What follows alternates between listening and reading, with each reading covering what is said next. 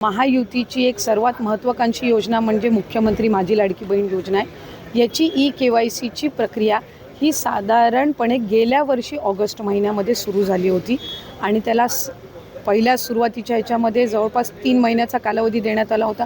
मग वाढवून आणखीन 2 महिने दिला, आणखीन 2 महिने त्याच्यामध्ये वाढ झाली आणि असा 8-10 महिन्यांचा कालावधी हा KYCसाठी दिला होता। आणि ही KYC प्रक्रिया ही फक्त ह्या लाडकी बहीण योजनेमध्ये नाही आहे, तर ज्या राज्याच्या डायरेक्ट बँक ट्रान्सफरच्या योजना आहेत म्हणजे DBTच्या योजना आहेत, ह्या सगळ्यांमध्ये KYC प्रक्रिया केली जात असते। आणि हा जो 80 लाखाचा आकडा आहे हा फक्त KYCचा नाही, यात KYCचे काही महिला असतील ज्यांनी KYC केलेली नसेल इतक्या मुदतीतसुद्धा तेही आहेत। काही आम्हाला गेल्या 10-10.5 महिन्यापासून आम्ही एक IT विभागाचं म्हणजे इन्कम टॅक्सचा आम्ही जो आकडा ज्यांचं उत्पन्न 2.5 लाखापेक्षा जास्ती आहे, हा डेटा जो आहे हा आम्ही त्या ठिकाणी मागवलेला होता। त्याला साधारणपणे 10-11 महिन्याचा कालावधी गेला, तर त्या जवळपास एक 11, 11.5, 12 लाख हा तो डेटा याच्यामध्ये 80 लाखामध्ये समावेश आहे। याच्यात 4.5 पावणे 5 लाख अशा महिला आहेत ज्या 65 वयोगटाच्या पुढे गेलेल्या आहेत, जे वयाचं निकष आहे तर त्यामध्ये असतील। त्याच्यानंतर याच्यात सरकारी कर्मचारी ज्यांनी लाभ घेतला होता ते काही हजारांमध्ये होते, 14,000-14,500 असतील।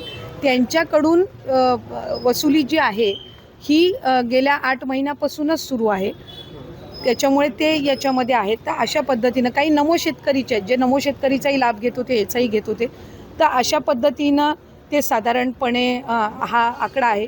याच्यातसुद्धा काही आमच्याकडे ज्या लाभार्थी महिला आहेत यांनी विनंती केलेली आहे की त्यांनी KYC करूनसुद्धा त्यांना लाभ हा बंद झालेला आहे।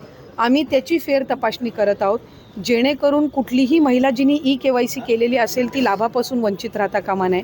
त्याच्यामुळे राज्याचे मुख्यमंत्री देवेंद्र फडणवीस साहेब, एकनाथजी शिंदे साहेब, आदरणीय सुनेत्रा काकी असतील, मंत्रिमंडळ असेल, याच्यानी आपण ती ज्यांनी KYC केलेली आहे पण त्यांचा कदाचित काही कारणास्तव टेक्निकल अडचणीमुळे लाभ बंद झाला असेल ती आम्ही करतोय। काही अशा आहेत ज्यांनी संजय गांधी निराधार योजना आणि लाडकी बहीण योजना ह्या दोन्हीमधून जे लाभ घेत होते ते छाननीमध्ये कट झालेले आहेत, पण त्यांना दोन्हीपैकी एका योजनेचा कंपल्सरी लाभ हा आपण देणारच आहोत।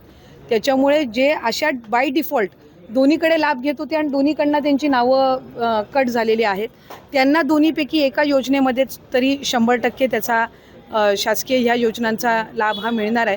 काही RTOच्या संदर्भामध्ये तक्रारी केलेल्या आहेत, यातल्या 80 लाखामधल्या जवळपास 3-3.25 लाख ह्या RTOच्या आहेत ज्यांचे वाहनं आहेत पण ते लाभ घेत होते। हा एक 6-8 महिन्यापासून डेटा मिळालेला आहे, असा कन्सॉलिडेट करून आहे। पण त्यातल्याही काही लाभार्थ्यांनी म्हटलं की आमच्या नावाने म्हणजे निवेदनं आलेली आहेत की आमच्या नावाने कुठलंही वाहन नाही आहे, तर त्याची फेर तपासणी होईल, तर त्या पद्धतीनं आहे। आणि साधारणपणे ज्यांनी KYC चुकवलेली होती त्यांना 30 एप्रिलपर्यंतची मुदत ही देण्यात आलेली होती दुरुस्ती करण्याची, त्यामुळे असं आहे। आणि अजूनसुद्धा फेब्रुवारी-मार्च महिन्याचा लाभ हा आम्ही गेल्या आठवड्यापासून वितरित करायला सुरुवात केली आहे, त्यामुळे हा आकडा किती असेल म्हणजे वितरित केल्यानंतर हा 7-8 दिवसाच्या कालावधीमध्ये लक्षात